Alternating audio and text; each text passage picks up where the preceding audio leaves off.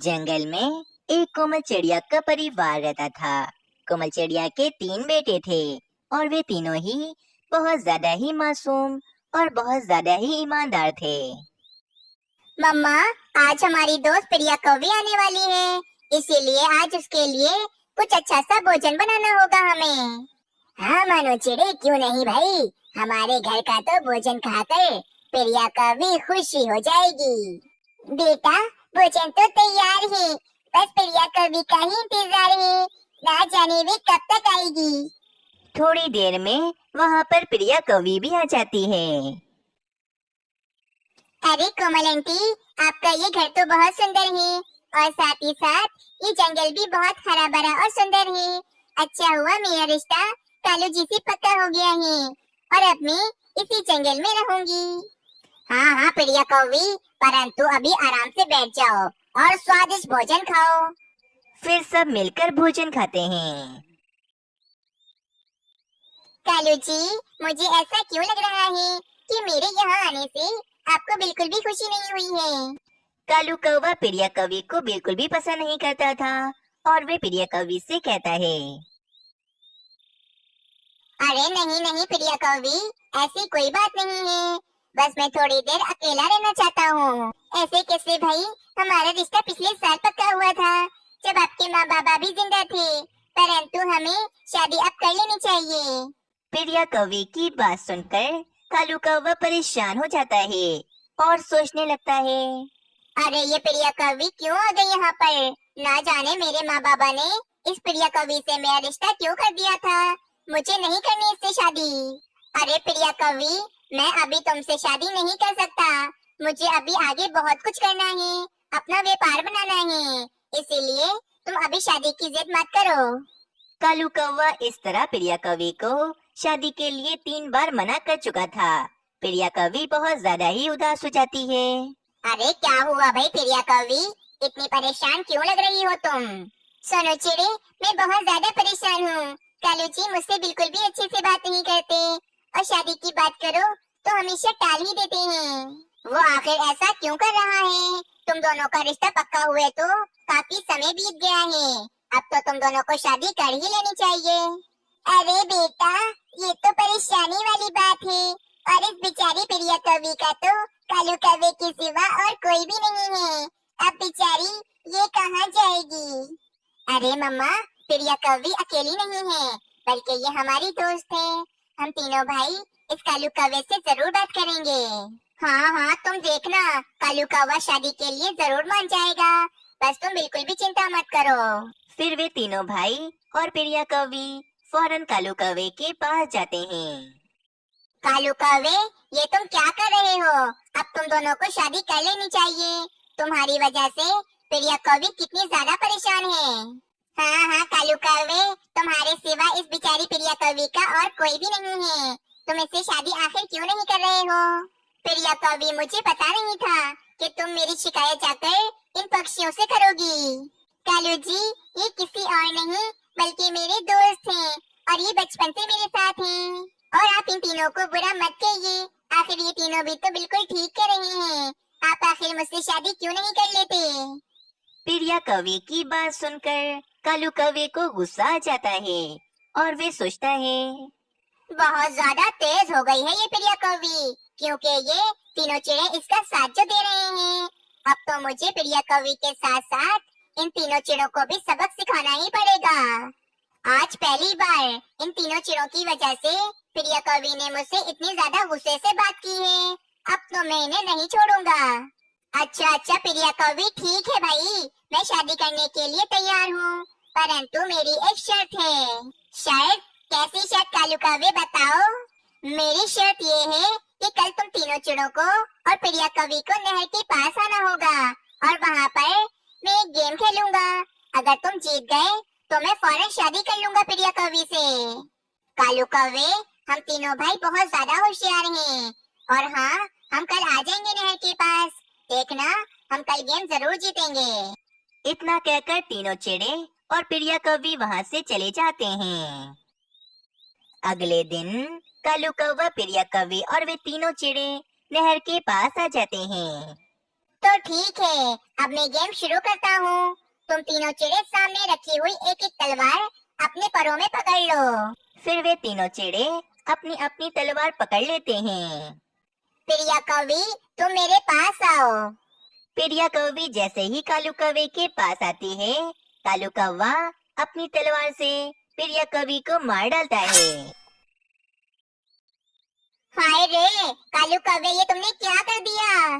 अब तुम तीनों चिड़े मेरे जाल में फंस गए हो।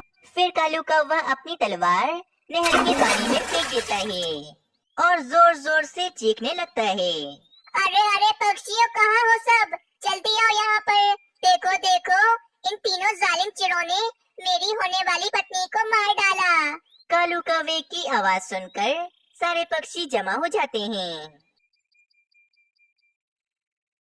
देखो पक्षियों, इन जालिम चिड़ों ने अपनी अपनी तलवारों से मेरी होने वाली पत्नी को मार डाला। अरे नहीं नहीं भाई पक्षियों, ऐसा कुछ नहीं है। ये कालू कौवा झूठ बोल रहा है। मानो चिड़ी, अगर ऐसा नहीं है तो तुम तीनों के हाथ में तलवार क्यों है? इसका मतलब तो यही है ना कि तुम तीनों ने ही इस बेचारी प्रिया कवि को मारा है। नहीं नहीं पक्षियों, प्रिया कवि तो हमारी दोस्त थी। कालू कौवे ने अचानक प्रिया कवि को मार डाला और अब ये झूठा कौवा हम तीनों पर इल्जाम लगा रहा है। झूठे कौवे, मैं तुम्हें छोड़ूंगा नहीं। कालू कौवा झूठा नहीं, बल्कि झूठे तो तुम तीनों भाई हो, क्योंकि कालू कौवे के पास तो तलवार ही नहीं है। चलो पक्षियों, इन तीनों भाइयों को मिट्ठू महाराज के हवाले कर देते हैं। जो पक्षी दिखने में मासूम होते हैं, वो अंदर से उतने ज्यादा ही बदमाश होते हैं। अब तो तुम तीनों भाइयों को मिट्ठू महाराज कड़ी से कड़ी सजा देंगे। बस फिर मिट्ठू महाराज का सैनिक आकर उन तीनों भाइयों को पकड़ कर ले जाता है। दूसरी तरफ कोमल चिड़िया जोर जोर से रो रही होती है और वे कहती है, मीनू चिड़िया, तुम तो जानती हो ना कि मेरे तीनों चिड़े कितने ज्यादा मासूम हैं। वे कभी भी किसी पक्षी का कत्ल नहीं कर सकते। तुम उन्हें बचा लो। मुझे यकीन है कि किसी दुष्ट पक्षी ने अपने कत्ल का इल्जाम मेरे तीनों बेटों पर डाल दिया होगा, वरना वे ऐसे बिल्कुल भी नहीं है। कोमल आंटी, मुझे भी ये सब कुछ सुनकर बिल्कुल भी यकीन नहीं आ रहा। आपके तीनों बेटे तो बहुत ज्यादा ही मासूम हैं, परंतु आप बिल्कुल भी फिक्र न करें, मैं जाकर देखती हूँ। अगर आपके तीनों बेटों की इसमें कोई भी गलती नहीं होगी तो मेरा आपसे वादा है, मैं आपके तीनों बेटों को छुड़वाकर जरूर लाऊंगी। ये कहकर मीनू चिड़िया मिट्ठू महाराज के महल चली जाती है। मानो चिड़े, मुनमुन चिड़े, सोनू चिड़े, सब पक्षी तुम तीनों को ही कातिल कह रहे हैं, क्योंकि तुम तीनों ने तलवार पकड़ी हुई थी। सब पक्षियों की गवाही काफी है और मेरा यही फैसला है कि तुम तीनों को सरेआम फांसी दी जाए। रुक जाए मिट्ठू महाराज, आखिर ऐसे कैसे पक्षियों की बात मानकर आप इन तीनों चिड़ों को फांसी की सजा सुना सकते हैं? अगर ये चिड़े वाकई निर्दोष हुए तो आप क्या करेंगे फिर? मीनू चिड़िया, हमारे पास कोई सबूत नहीं है और सब पक्षियों ने अपनी आंखों से देखा है कि इन तीनों ने तलवार पकड़ी हुई थी। तभी मीनू चिड़िया की नजर उन तलवारों पर पड़ती है। एक मिनट मिट्ठू महाराज, ये देखें, अगर इन तीनों तलवारों ने मिलकर प्रिया कवि को मारा होता तो इन तीनों तलवारों पर ही खून लगा होता, परंतु ये तो बिल्कुल साफ है और ऐसा लग रहा है कि किसी एक तलवार ने भी प्रिया कवि का कत्ल नहीं किया है। अरे हाँ मीनू चिड़िया, ये तो मैंने देखा ही नहीं। अरे मिट्ठू महाराज, ये मीनू चिड़िया ऐसे ही आपको अपनी बातों में उलझा रही है।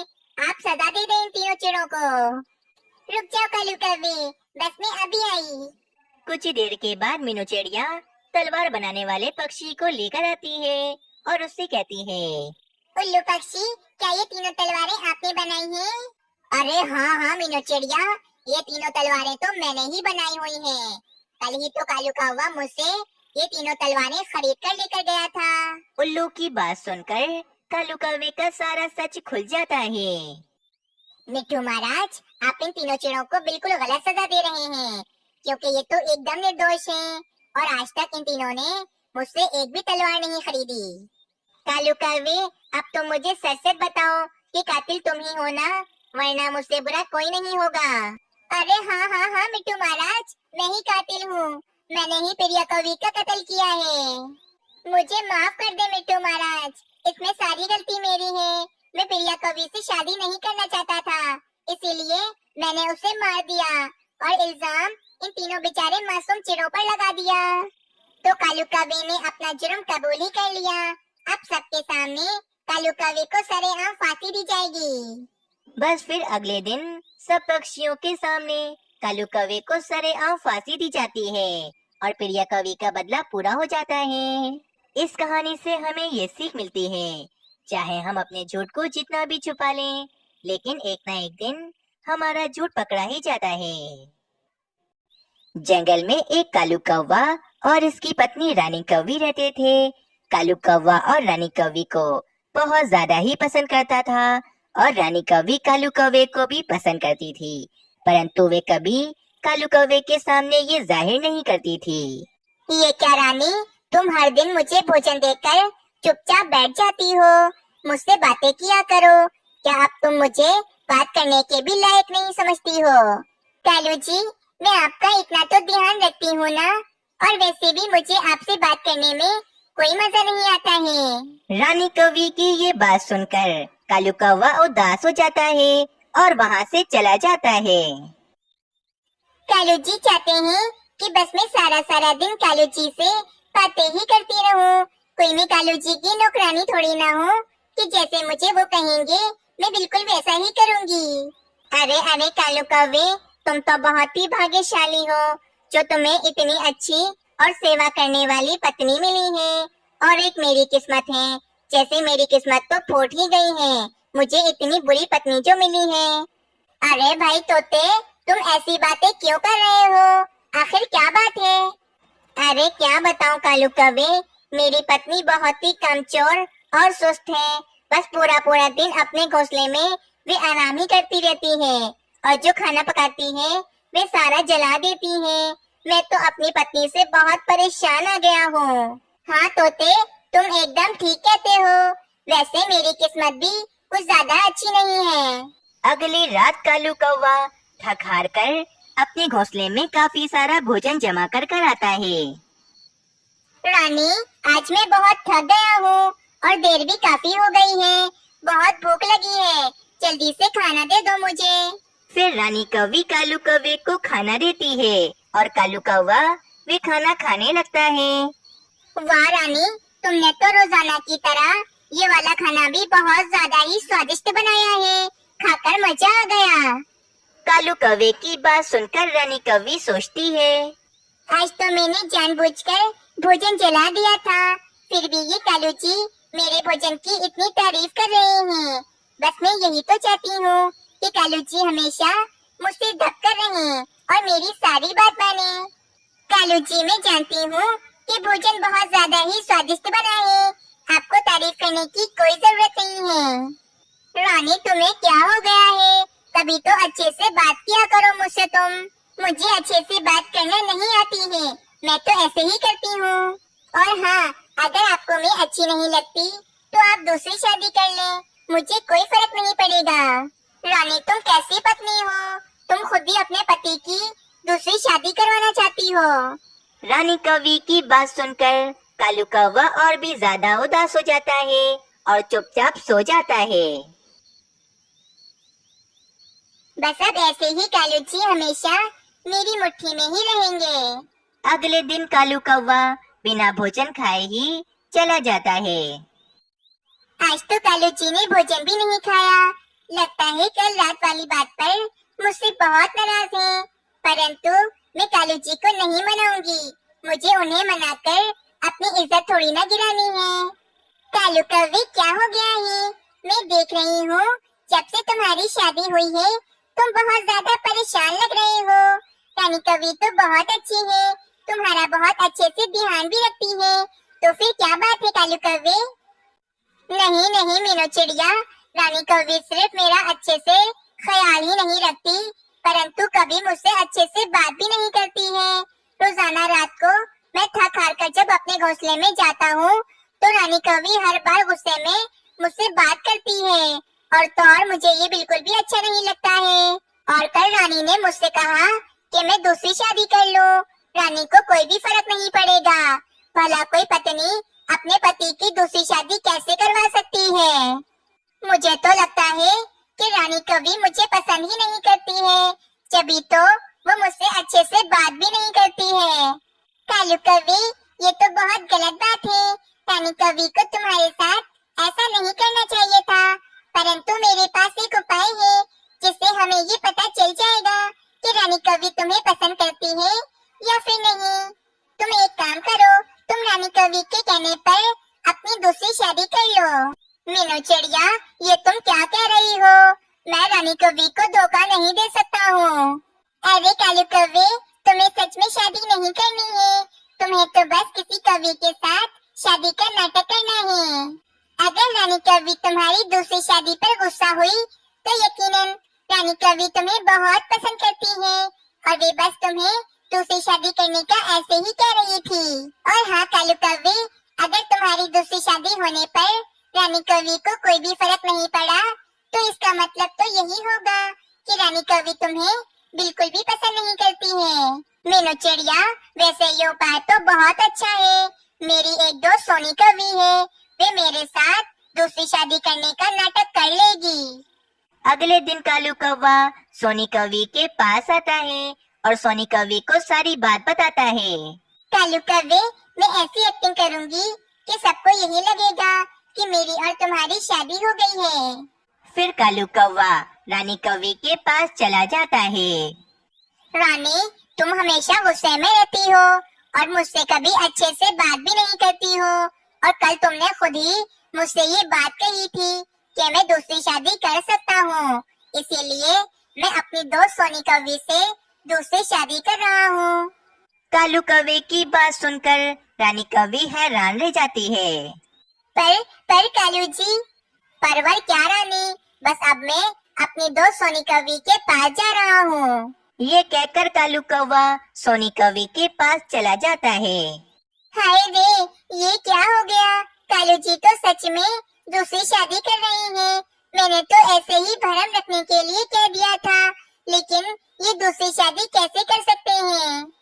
फिर मीनू चिड़िया रानी कवि के पास आती है और रानी कवि से कहती है, रानी कवि, तुम्हारा पति कालू कौवा कितना ज्यादा चालाक है। वे तो अपनी दोस्त सोनी कवि से दूसरी शादी करने वाला है। मुझे कालू कवि ने अभी ये बात बताई है। क्या ये बात सच है? हाँ हाँ हाँ मीनू चिड़िया, अब तुम मेरे जले पर और नमक छिड़कने आ गई हो। तुम यहाँ से चली जाओ। रानी कवि, तुम तो ऐसे बोल रही हो जैसे तुम कालू कवि की खुद दूसरी शादी नहीं करवाना चाहती हो। तुमने कल ही कालू कवि से कहा था कि कालू कौवा दूसरी शादी कर सकता है, तुम्हें कोई फर्क नहीं पड़ेगा।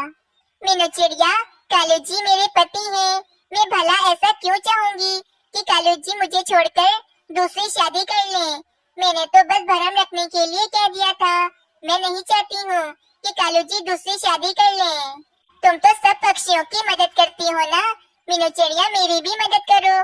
तुम कालू जी को रोक लो, वे दूसरी शादी नहीं कर सकते हैं।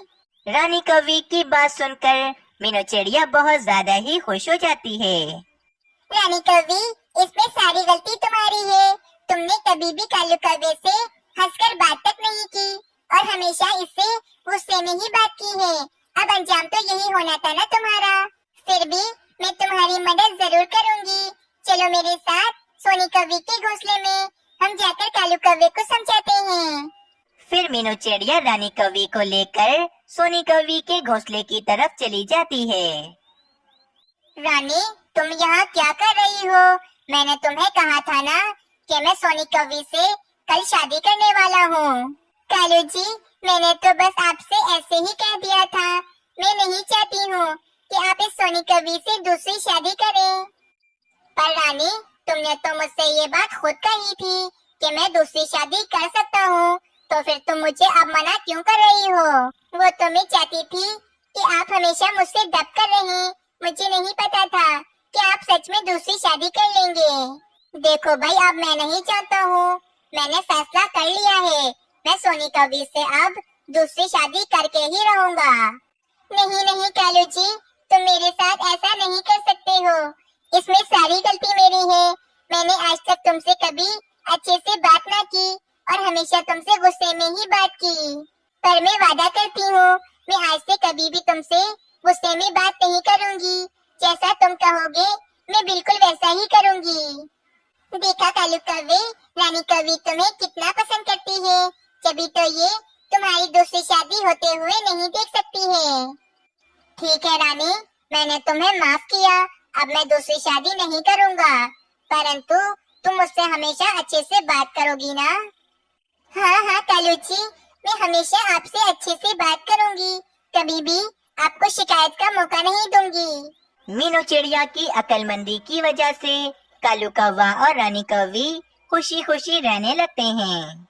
अगर आप सबको ये कहानी अच्छी लगी तो चैनल को सब्सक्राइब करें और कमेंट में अपनी राय देना ना भूलें।